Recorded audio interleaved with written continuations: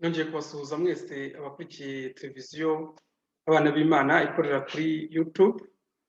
Amahoro y'Imana ishobora byose abane namwe. Uno mugoroba tugiye kurebera hamwe ikintu abantu benshi bakeneye nyamara abantu bakakivugaho ku buryo butandukanye. Icyo turi buganireho ni ingingo irebana n'agakiza. Abantu bavuga agakiza ku buryo butandukanye, ndetse ukagenda wahura n'umuntu akakubaza niba arakijijwe, wamubwira ko wakijijwe akakubaza aho usengera, wamubwira idini ritandukanye n'irye agatokesha. Ibyambayeho kera nkiri umwana, nahoze mbitekerezaho uyu munsi. Nigeze guhura n'umuntu twaherukanaga kera, ntabwo ndi buvuge idini asengeramo. Arangije ni umumama, ni umubyeyi ukuze, yarambyaye rwose, nangaraga n'abana be. Hanyuma tuza guhurira ahantu nyuma y'igihe runaka, njya kumusuhuza. Ngiye kumusuhuza arambaza ngo mbese urakijijwe? Yego. Yari yaje gusenga ku rusengero rwabo, nyine mu idini ryabo. Hanyuma arambaza ngo ngusengera hehe? Icyo gihe nari umudivantiste, nabwo ndi umudivantiste. Ahita atokesha mu izina rya Yesu, umudivantiste ntabwo bakizwa. Cyarambabaje. Icyo gihe rwose numvaga ndi mu mwuka, nari meze neza. Nari umwana, nari nkiga primaire, nta kibazo na kimwe nari mfite rwose. Numvaga inzira ndimo ari iyo ngiyo, numvaga narakurikiye Yesu. Ariko byarantangaje cyane kuko twanatandukanye atanansezeyeho. Yaratokesheje cyane nkaho ari dayimoni cyangwa ari satani bahuye. Ikindi gihe nanone mba ahantu tuhahurira n'abantu benshi, nabwo hari ibintu bya patronage. Nkazaza mbyuka nkajya muri nibature hamwe nabo mu yandi madini. Icyo gihe nabwo nari nkiri umudivantiste. Noneho rimwe baravuga bati abantu bumva bashobora kuvuga ijambo ry'Imana basigare tuganire. Nanjye ndasigara. Maze gusigara, kuko icyo gihe ku ishuri ubwo nigaga segonderi, nanjye nari umukuru w'itorero mu badivantiste. Ariko mu by'ukuri njye mu mutima wanjye numva icya mbere ari Yesu. Hanyuma umuntu umwe mu bayobozi b'iryo tsinda aravuga ngo ntabwo Alexis ngo twamwemerera ngo Adventiste ngo nta kindi bigisha, ngo buriya yahita twigisha isabato. Icyo gihe rwose nkorwa n'isoni, nabwo ndagenda. Saho honyine, hari n'ahandi henshi, ariko mujya munabyumva, mujya mwumva ubuhamya bw'abantu batandukanye. Umuntu akajya gutya akavuga ati jyewe navukiye mu idini ry'abagatulika, ariko ngize imyaka 20, ngize imyaka 40 ingahe se nakira agakiza. Ugasanga yagiye ku mwadeperi cyangwa se yagiye mu yandi madini angaya y'abarokore. Ukumva ko kwakira agakiza ni nk'aho aba ashimangiye yuko nta mugatulika ukizwa. Urumva ni nk'aho abo ngabo baba bashimangiye ko nta mudivantiste ukizwa. Ni nk'aho n'abadivantiste iyo ugiyeyo uvuye mu rindi dini, nabwo byitwa ko ukijijwe, wakiriye agakiza, wakiriye Yesu nk'umwami ngo n'umukiza wawe, ku buryo ugomba guhaguruka ukanihana, ndetse bakanagusengera. Ko ndabivuga nk'umuntu wabibayemo, ntabwo ariho navukiye. Njye navukiye mu Gatulika, nyuma ya jenoside njya mu badivantiste. Nagiye mbibona inshuro nyinshi. Ugasanga abantu barajya kubwiriza cyangwa barakoresha amavuna batagamije yuko abantu bamenya Yesu, ahubwo abantu bagahindura idini bikitwa ko abantu bakijijwe. Ndetse kera nkiri umwana, ubwo iwacu ubundi ikintu twitaga gukizwa, umuntu wese warekaga inzoga yitwaga ko yarokowe aho mvuka. Aho mvuka kuko nabyibuka nyiri umwana nigeze rimwe kujya mu mavuna y'Abadventiste, nari nyuma gaturika nyine icyo gihe. Hanyuma bageze igihe cyo kwihanisha, ndahaguruka ndihana. Kwihana ni uguhaguruka nyine ukagenda ukajya hariya imbere, bagakomeza bakensisita, bagakomeza bagahamagara abantu bakaba benshi. Hanyuma icyo gihe sogokuru nyine antumaho arambwira ngo nari ndi kwa mama wacu, antumaho arambwira ngo niba naretse inzoga ngo sinzamugarukire mu rugo. Icyo gihe nari umwana, nahise nkomeza, banza ntaranakomezwa, naragiye nyine nisubira mu Bagatolika. Urumva nari hahagurutse nk'uko abana bose bahaguruka, ariko bo mu Badventiste icyo gihe byitwaga ko abantu ngo bakiriye Yesu. Kwakira Yesu bikitwa ko kubera ko uhagurutse, kubera ko uvuye mu idini runaka ukaba uje mu idini ryabo, bikitwa yuko wakiriye agakiza. Noneho iwacu niyo myumvire yari ihari mu bantu cyane cyane bakuru, kumva yuko kugira ngo witwe umurokore, umuntu waretse inzoga akitwa umurokore, bakazaza bavuga ngo kanaka ngo ararokowe kubera ko gusa atanywa inzoga, atari ukuvuga ngo yakiriye Yesu, ahubwo kubera ko atanywa inzoga, kubera ko yaretse inzoga. Kandi koko n'uyu munsi wa none iyo byitegereje usanga ari icyo ngicyo. Umuntu agira gutya akavuga ngo yakiriye agakiza, hanyuma wamukurikirana ukumva arimo arakubwira ngo kera ngo nari umusambanyi, hanyuma ngo ndabireka. Ugasanga yabiretse amaze gusambana n'abantu batagira umubare. Hari n'abavuga imibare ugasanga ni imibare iteye ubwoba, undi ugasanga yakuyemo inda zitagira umubare, undi bakoze ibintu mu by'ukuri bitavugika, bidakwiriye no kuba bivugika no mu muco w'abantu. Ugasanga kuba ibyo bintu ngo yarabiretse bikaba byo byitwa ngo yakiriye agakiza. Ariko noneho twibaza, ubundi kwakira agakiza ni iki? Cyangwa se agakiza ni iki? Tubyibazeho. Buri dini ryose, mu magambo makeya, buri dini ryose mu madini dufite rigira agakiza karyo gatandukanye n'ako mu rindi dini. Niho handi ugira gutyo ugasanga umuntu ararenga akarere atuyemo akajya mu kandi akurikiye idini rye, kandi yaciye ku yandi madini. Bagenda ugasanga abantu barimo baragenda babisikana, cyangwa se abantu batuye mu muryango umwe, baturuka mu muryango umwe, ariko ugasanga buri wese afite idini rye.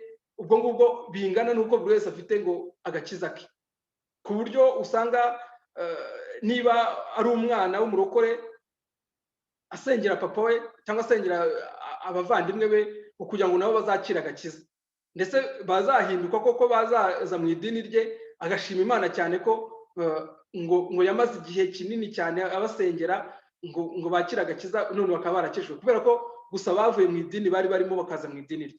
Twibaze rero, uyu munsi nabyutse mbitekerezaho cyane, ndibaza ngo ubundi agakiza ni iki? Reka dusome muri Luka igice cya gatatu, guhera ku murongo wa gatatu niho turi buhere. Ariko ubundi haravuga ngo Yohana umubatiza atangira kwigisha no kubatiza. Cyane cyane ngendereye umurongo wa gatandatu, ariko reka duhere ku murongo wa gatatu nyine. Ajya mu gihugu cyose giteganye na Yorodani abwiriza abantu iby'umubatizo wo kwihana ngo bababarirwe ibyaha, nk'uko byanditswe mu gitabo cy'amagambo y'umuhanuzi Yesaya ngo, ijwi ry'urangurura mu butayu ati, nimutunganye inzira y'Uwiteka, mugorore inzira ze. Uyu ni Yohana umubatiza. Bivuga ngo umuhanuzi Yesaya yari yaramuhanuye kera cyane. Twibukiranye ko Yohana umubatiza avuka mu gihe cye, mu gihugu yavukiyemo muri Isiraheli bari bafite idini ry'Abayuda, ryari rifite imihango, bari bafite uburyo ki bakizwagamo ibyaha. Ni ukuvuga ngo iyo umuntu yakoraga icyaha bari barahawe itegeko ry'uko bagomba gutamba igitambo kiva amaraso hanyuma bakababarirwa ibyaha. Icyo gitambo iryo tungo bakaryica ariko ryashushanyaga Kristo mu by'ukuri. Noneho ahangaha rero turabona yuko Yohana aje atangiye kuvuga ubutumwa, yatangiye mu by'ukuri asa ntabwo yatangiye muri wa murongo, azanye indi nyigisho ngo abwiriza abantu iby'umubatizo wo kwihana ngo babarirwe ibyaha. Ntabwo akibabwiye noneho iby'ibitambo. Kuri Yohana ni ukuvuga ngo ibitambo nta kintu byari bikivuze, ahubwo yari yatangiye kuvuga ibyo kwihana ibyaha ngo iby'umubatizo abantu bakababarirwa ibyaha. Ni ukuvuga ngo kubatizwa twabonye yuko mu by'ukuri ubundi kubatizwa cyangwa umubatizo ushushanya urupfu. Mu yandi magambo, Yohana aje kubwira abantu iby'urupfu rwabo rwendaga kuba. Imana ishimwe. Yohana ubutumwa aje kubwira abantu, aje guteguza abantu iby'urupfu rwabo rwendaga kubaho, ari byo bishushanywa nyine n'umubatizo. Yohana tumubona nk'integuza ya Yesu. Ni ukuvuga ngo mu by'ukuri yaje imbere ya Yesu gato, kuko narwo yamurutaga cyane, aza ari umuntu wo kuza gutegura abantu, gutegura abantu, gutegura imitima y'abantu kugira ngo abantu babe biteguye agakiza kendaga kuza, ari we Yesu Kristo. Ubundi mu magambo make, agakiza kacu ni Yesu Kristo, kandi Yesu Kristo ni abantu bose. Muri uwo nguwo nta mugiriki, nta munyamahanga, abantu bose, nta mugore, nta mugabo, nta mwana, abantu bose ni bamwe muri Kristo Yesu. Nta wo kuza kubwira abantu ngo va ahangaha ujya ahangaha. Nyamara Yesu yarabivuze, ibirimo kuba ni ubuhanuzi Yesu yavuze mbere yuko agenda avuga ngo mu minsi y'imperuka ngo hazaza abantu benshi cyane banyiyitirira bavuga ngo nimuze hano, ngo Yesu araha, ngo nimuze, ngo nimujye ahangaha Yesu araha. Ariko yaravuze ngo ntimuzajyeyo. Ubundi mu by'ukuri guhindura idini ukajya mu rindi ni nko kuba, ubundi idini ni nyine ni idini ryose rikora kimwe, kuko burya idini nimubireba neza murasanga amahame y'idini aho ahurira ni uko bose bigisha abantu kureka gukora nabi bagakora neza. Nyamara ngo yose amahame y'agakiza, kuko ibyo ngibyo ni ibintu biri mu muntu, muri kamere muntu. Gukora neza cyangwa gukora nabi ni ibintu biri muri kamere y'umuntu. Bishoboka ko ushobora gukora nabi ku rwego yenda abandi badashobora kugeraho, ariko nanone nta nubwo hari ushobora gukora nabi gusa ngo abandi bakore neza gusa. Ntabwo bibaho. Muri kamere y'umuntu harimo izo mbaraga ebyiri. Gukora nabi byatangira kukurambira, cyangwa umaximije, ugeze ku rwego rwa rundi na Satani ahari atageraho, ugahindura. Cyangwa se kubera impamvu runaka ushobora gukura ibintu wakora gukira umwana, ntabwo ushobora gukomeza kubikora uri umugabo. Ibintu wakora uri umusore, cyangwa se ibintu bikorwa n'umuntu utarize, ntabwo bishobora guhura n'iby'umuntu wize. Ntabwo ari byo. Ni ukuvuga ngo umuntu agenda anakura. Uko umuntu agenda akura rero hari ibyo agenda areka. Ntabwo bivuze ko aba yakijijwe mu by'ukuri. Hari ibyo ntakora kubera kuvuga ngo abana banjye barabibona bate, abana banjye nibakura bizagenda bite, ndimo ndabaha urugero ruhi. Ibyo ngibyo ni ubupfura, ni ikinyabupfura nyine, ni ikinyabupfura, ni ukuba umuntu mwiza. Hari abantu rwose na biriya byaha bavuga abantu bakora, harimo abantu batajya babikora. Harimo abantu batajya babikora, n'ibyo ngibyo byo kuvuga ngo kunywa inzoga ni icyaha. Harimo abantu batanywa inzoga kandi batanemera Yesu. Barahari. Nako urugero rwiza n'abasilamu ntabwo banywa inzoga, ntabwo bemerewe kunywa inzoga. Uretse ko harimo abazinywa, ariko abazinywa burya ni abananiranye. Ariko idini y'abasilamu ntabwo bemera inzoga. nk'ibyo byo gusambana n'abarangi ntabwo babyemera. Rero kuvuga ngo ibyo ngibyo ngo wabiretse ngo wakiriye agakiza ntaho bihuriye. Hari impamvu nyinshi zatuma ibyo bintu bireka, hari impamvu nyinshi zatuma ibyo bintu utabikora. Ushobora no kutabikora kubera ko ari iyo muri kamere yawe, ibyo twita genetike, ukomora ku babyeyi bawe, ku mico ukura ku babyeyi bawe, kuko umuntu ni uruhurirane rw'ababyeyi be babiri, mama wawe na papa wawe, nta kindi. Niba papa wawe ari umusinzi, iyo gene y'ubusinzi, yo gukunda inzoga, yo gukunda ibiki, ubu uyifite muri wowe, nta n'uwabikurenganyiriza. Kimwe n'uko wa wundi nanone uvuga ku babyeyi badafite iyo mico, kuba atabigira ntabwo ari uko afite agakiza. Dukomeje ku murongo ngo n'ijwi ry'urangururira mu butayu ati mutunganye inzira y'Uwiteka. Nicyo cya mbere cyazanye Yohana, kwari ukubwira abantu ngo nimutunganye inzira z'Uwiteka, inzira y'Uwiteka. Kandi inzira y'Uwiteka ni Kristo, niyo nzira yonyine ijya ku Mana. Mugorore inzira ze. Bari barazigoretse, nubwo bari bafite imihango, bari bafite imigenzo, bari bafite ibintu byinshi cyane bakoraga kugira ngo bagaragare neza imbere y'Imana. Ariko ahangaha Yohana yaje kubemeza yuko icya mbere inzira zabo barimo zidatunganye, inzira barimo zitagororotse, ndetse ngo igikombe cyose kizuzuzwa, n'umusozi wose n'agasozi bizaringanizwa. Nk'uko twabibonye, Yesu muri Matayo igice cya 5 aravuga ngo amategeko ntabwo azavaho n'akadomo, ngo kandi ngo ntimukeke ko ngo yaje, ngo ntitwibaze yuko ngo yaje kuyakuraho, ahubwo yaje, muri Bibiliya yera aravuga ngo yaje kuyakomeza, ariko noneho muri Bibiliya ntagatifu aravuga ngo yaje kuyanonosora. Ni ukuvuga ngo Yesu cyangwa Yezu yazanywe no kugira ngo ibintu abihe umurongo, ibintu bitari bifite umurongo yongera abihe umurongo. Nk'uko mwirema mu gice cya mbere bavuga ko isi yari iriho ariko itagira ishusho, ni ukuvuga ngo yaje kugira ngo ibyo bintu bitagiraga ishusho, byari uruvangavange rw'ikintu kitagaragara, bigira umurongo. Yaje ari nk'umucyo w'isi nyine kugira ngo ibintu bimurikirwe, kuko atangira ubutumwa aravuga ngo araje kugira ngo bari mu mwijima babone umucyo, abari bapfuye bazuke. Noneho wakomeza hasi ngo n'ibigoramye bizagororoka.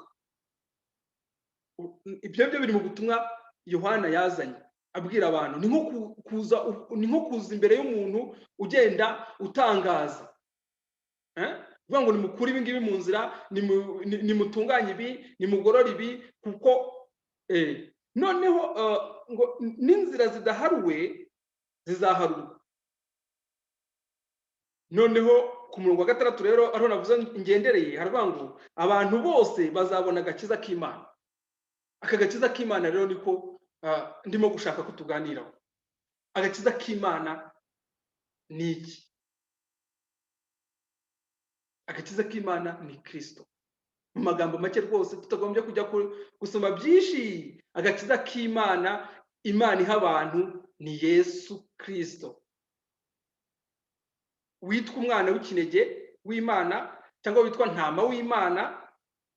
Kandi ntabwo kugeza ahangaha ubundi Yesu yitwa umwana w'Imana w'ikinege,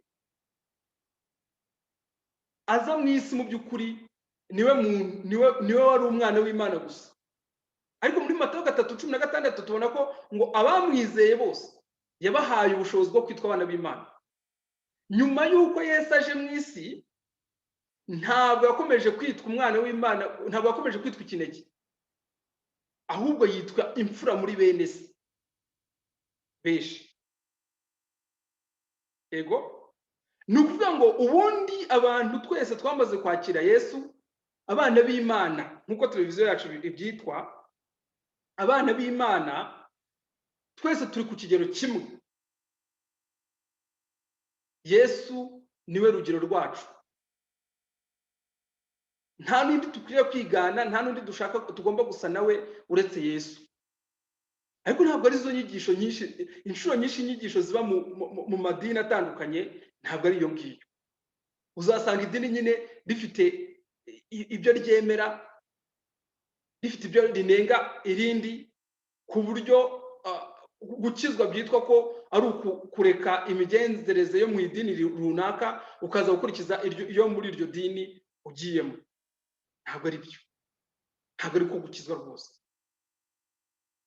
Niho uzajya kubona ukabona abantu baravuga ko bakijijwe, ariko wajya kubona ukabona na bya bindi bavuga ko baretse, na bya bindi birirwa babwira abantu ngo nimureke ibi ngibi ngo kugira ngo Imana ibemere, wajya kubona ukabona nabo barabikora. Umuntu akihangana yenda, hari naho Yesu yabivuze, nuko ntashoboye kuhabona, ariko hari muri Bibiliya ngo muzenguruka mu misozi n'ibibaya n'inyanja zose ngo mushaka abantu, mukabahindura abayoboke b'idini ryanyu, ngo baza bamara kuhagera bakazakaba babi inkubwe ebyiri kubarusha. Kubera iki? Niba ugiye kubwira umuntu ngo akira agakiza, ntumubwire Yesu, ukamubwira ibyo agomba gukora. Ukamubwira ngo reka inzoga, buriya inzoga ntabwo uzajya mu ijuru kubera kunywa inzoga. Nta muntu n'umwe uzabuzwa kujya mu ijuru nuko anywa inzoga. Yesu yaragisobanuye icyo ngicyo. Abantu bazarimbuka kubera yuko Yesu yaje bakanga kumwakira. Abantu bazarimbuka ntabwo ari abantu bakoze nabi, kuko twese turi abanyabyaha. Twese dukomoka kuri Adamu, kandi twese tuvuka dutandukanijwe n'Imana nk'uko biri byigisha. Rero nk'uko navuze ngo Yohana yarimo guteguza abantu iby'urupfu rwabo, Imana yaravuze ngo umunsi mwariye ku giti cy'ubwenge mumenyekanisha icyiza n'ikibi muzapfa. Rero twese hatavuyemo n'umwe, igihano cyacu twarakibonye ku musaraba. Yesu yerekaniwe kumaraho imirimo yose ya Satani n'ibyo byaha. Ariko buri muntu wese ako gakiza tubonera muri Yesu Kristo cyangwa muri Yesu, avuga turi kwabyita umukiro. Uwo mukiro tubonera muri Yesu Kristo, buri muntu akwiriye kubyemera, akabyakira, akabigira ibye. Nibwo bigira akamaro. Bitari ibyo ngibyo, iyo wakira ako gakiza ko kuvuga ngo wahinduye idini wagiye mu rindi, ako ngako ntabwo karamba.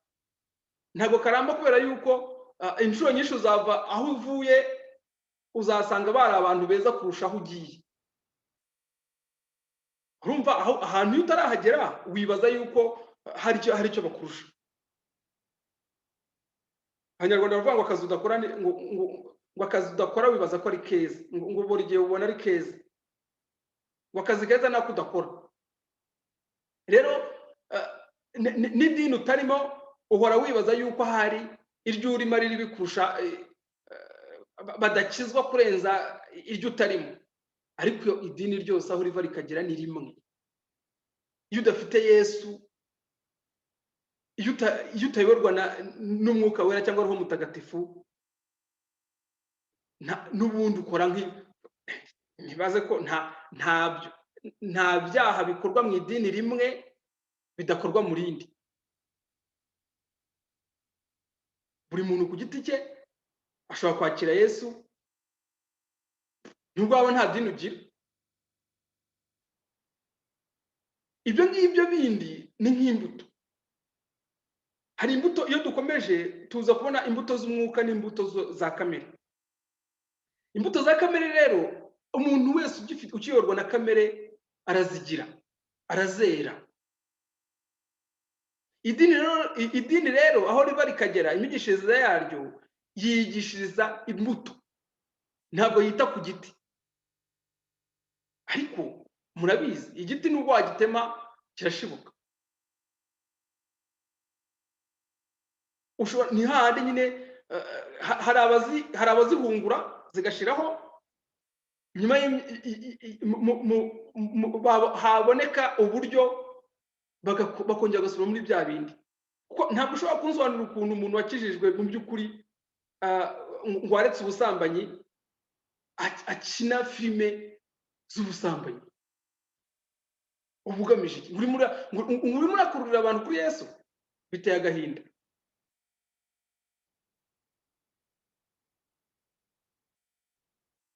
Ugasanga umuntu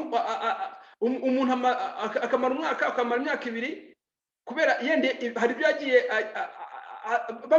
bamwijeje ibitangaza, agezeyo agasanga babandi bamubwiraga ngo kwica n'icyaha, kwiba n'icyaha, gusambana n'icyaha, agasanga babikora ku rugero rurenze ahubwo urwo yabikoragaho. Niho aho ngaho Yesu avuga ngo iyo umaze kugera mu idini baguhamagaye, bakubeshye ko aho uri badakizwa, iyo uhageze ugasanga ibyo bakora, ukajya gukora nk'ibyo bakora, uba mubi kurenza uko wari umeze mbere.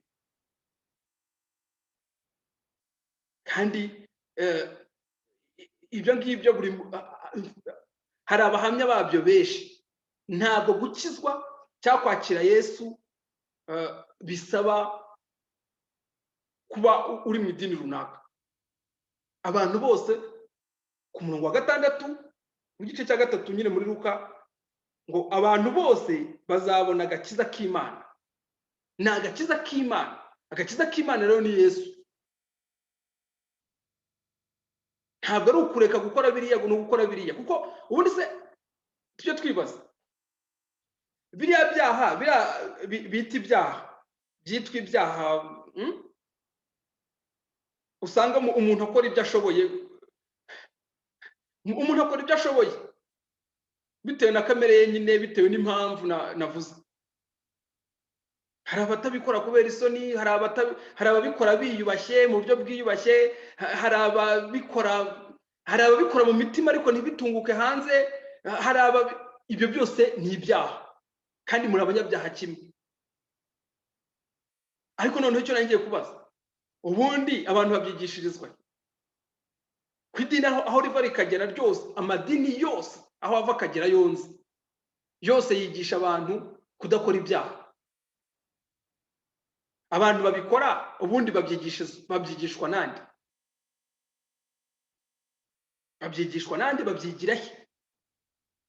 Kuko kikwereka yuko nyine umuntu ni umunyabyaha, nta kindi ashoboye ni ugukora ibyaha gusa. Nyine umuntu akagenda agira inzitizi zo kudakora ibi kubera kamere ye, kubera aho ukomoka, kubera icyo uri cyo, kubera icyubahiro cyawe, kubera aho wavukiye, kubera igihugu, kubera umuco. Hari ibyaha tudakora rwose kubera ibyo byose ndondoye n'ibindi ntarondoye. Yesi ndya ingurube, sinigeze ndya n'ingurube. Yewe nahuye nazo heshi mu mahoteli banaziteka neza, ariko aho nakuriye ntabwo ibyo ingurube nayibonye nkuze. Abantu birirwa barayitaka bakavuga ko iryoha, ntawe ntire witeka uyirya fine. N'uburyo ingurube nkarya inkoko, ubundi byose si amatungo. Kuba ndya ifi hari utarya ifi, ibyo ngibyo ni ikibazo. Bikwiriye kuba ikibazo, bikwiriye kwitwa ko nkijijwe kurusha kanaka. Sose ni inyama. Kubona nk'inzoga,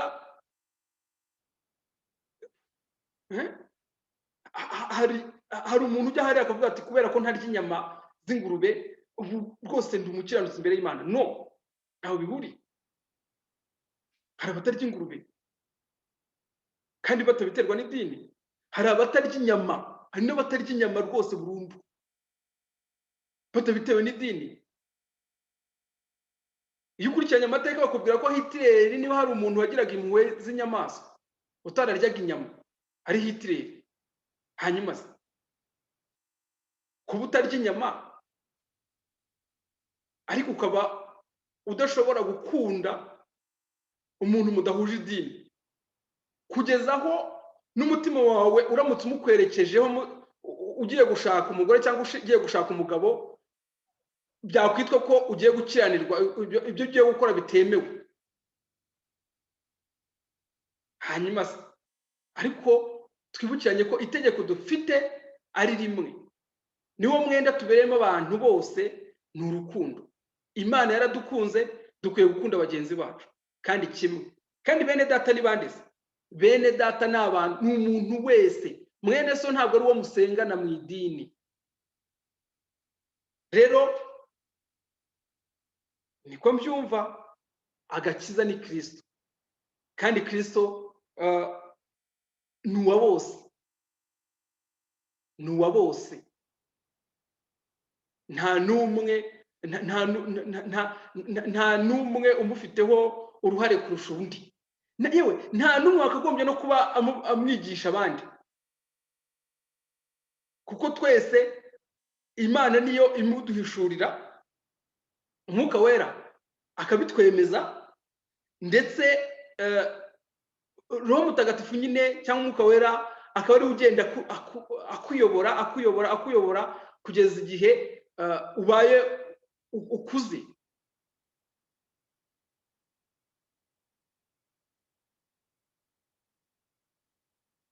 Ariko abantu, umuntu nyine araza akakubwira iby'agakiza ke, akubwira ati jyewe buriya kera nta cyaha ntakoze. Nta cyaha utakoze. Jyewe ibyo ngibyo kuvuga nta n'ibyo ndakora, nta n'ibyo nakora. Uri umusinzi ngo ukagira gutyo ugakora ukavuga bya bindi byose biteye n'isoni, warangiza ukaza kumbwira ngo ninkizwe, ngo waretse inzoga. Jyewe ntazo nywa.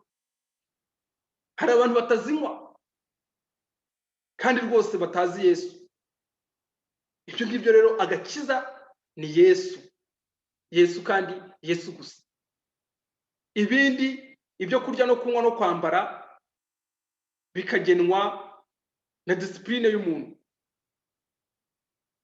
Reka twe gutinda, buri muntu wese afite uko abyumva. Rwose mujye mutanga commentaire, mujye mwandika commentaire. Ariko gukizwa ni ukwakira Yesu nk'umwami n'umukiza wawe. Yesu apana kureka gukora ibi no gukora biriya. Ariko ntabwo bivuze ko uwakira Yesu ntabwo akora ibyo abonye. Abayoborwa n'umwuka w'Imana nyine, abana b'Imana bayoborwa n'umwuka w'Imana. Aho umwuka w'Imana kohereje cyangwa uko akuyoboye ni kugenda. Ntabwo mvuze yuko uwakiriye Yesu ashobora gukomeza agakora na bya bindi, oya, kuko uba wapfuye, urapfa ukazuka ukabyarwa ubwa kabiri. Iyo ubutse ubwa kabiri rero ntabwo ushobora gukomeza gukora nka bya bindi wakoraga mbere.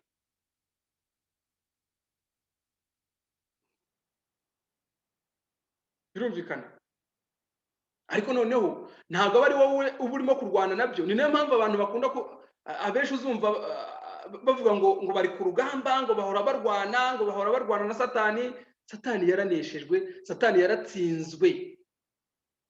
Abakirisitu benshi ubu ngubu bari mu nzira yerekeza kuri Pasika. Barimo baritegura Pasika. Pasika yacu se isobanura iki? Ni intsinzi ya Yesu.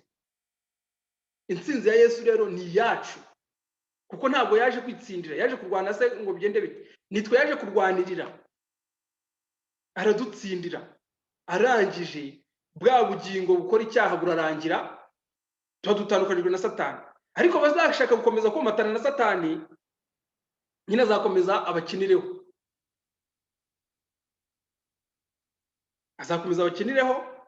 akomeze abanyege, akomeze ababwire yuko uri buve mu idini ukajya mu rindi ukaba ukijijwe. Nujyayo usange ibyo wabwiwe si byo, ujye mu rindi. Hari abantu ugira gutyo ugasanga amaze kujya mu madini arenga 10. Washaka agakiza. Agakiza ni Yesu. kandi Yesu ari ku rugi rw'umutima wawe arakomanga. Mwe karibu mukingurire yinjire akwigishe iby'ubwami bw'Imana. Ku murongo wa 7 aravuga ngo nuko abwira iteraniro ry'abantu benshi bari baje kubatizwa nawe ati, mwabana b'inshiramo, ninde wababuriye ngo mubunge umujinya uzatera? Ngaho nimwera imbuto zikwiriye abihannye, kandi nimutangire kwibwira muti ko dufite Aburahamu akaba ari we sogokuruza. Ntiyababwiye ngo Imana yahindura Aburahamu abana muri ayo mabuye ari aho ngaho. Abantu baramubaza bati, none se tugire duti? Arasubiza ati, ufite imyenda ibiri umwe awe utawufite, n'ufite ibyo kurya nagire atyo nawe. N'abakoresha b'ikoro nabo baje ngo babatizwe baramubaza bati, mwigisha tugire dute? Arabasubiza ati, ntimukake abantu ibiruta ibyo mwategetswe. N'abasirikare nabo baramubaza bati, natwe tugire dute? Arabasubiza ati, ntimukagire umuntu muhongesha cyangwa ngo mumurege ibinyoma, kandi ibihembo byanyu bibanyure. Kuko gukiranuka, uwamaze kwakira Yesu nta kindi, ntabwo areka gukora ibyo yakoraga. Hari igihe ibyo byitwa agakiza byatumaga abantu bava mu ishuri, umuntu akava mu ishuri, umuntu agata akazi, ukava mu bucuruzi, ngo ntabwo ngo Imana ishaka aha ngaha, ahubwo Imana iragushaka aho ngaho. Uwakiriye Yesu nta kindi akora uretse ukora ibyo wakagombye kubukora. Mu ijambo rimwe, ukora ibyo wakagombye kubukora. Nicyo cyitwa gukiranuka. Ubundi gukiranuka ntabwo ari gukora ibintu bitari mu bushobozi bwawe. Gukiranuka ni ukuvuga ukuri nyine nk'uko kuri, ukareka kubeshya, ukareka kugira ibindi bintu wongeramo. Niba urucuruza ukwiriye kuba uzi ngo ibi bintu ndimo gukora biri mu murongo. Ariko nujya gushaka inyungu nyinshi ukiba, yego, nuramuka utangiye gushaka inyungu nyinshi n'amafaranga yo gusora, ukazaza ubeshya imisoro, ukazaza ubeshya inyungu n'ibiki byose kugira ngo usore make. Nuramuka ugize abantu ushinja ibinyoma cyangwa abantu urenganya, ibyo byose ni imirimo yo kwa Satani. Byoroshye gutyo. Ntabwo gukiranuka bisaba amasengesho menshi. Ni ugukora ibyo ukwiriye gukora, ni ugukora icyangombwa, gukora igikwiye mu gihe gikwiye. Ntabwo bisaba umwuka wera. Nta muntu ukora icyaha cyangwa se ibyaha atabizi neza ko ari byo. Burya tuba tunibeshya rwose. Kujya kubwira umuntu ngo va mu buraya, ngo buraya ni bubi. Nta muntu urusha indaya kumenya ububi bw'uburaya.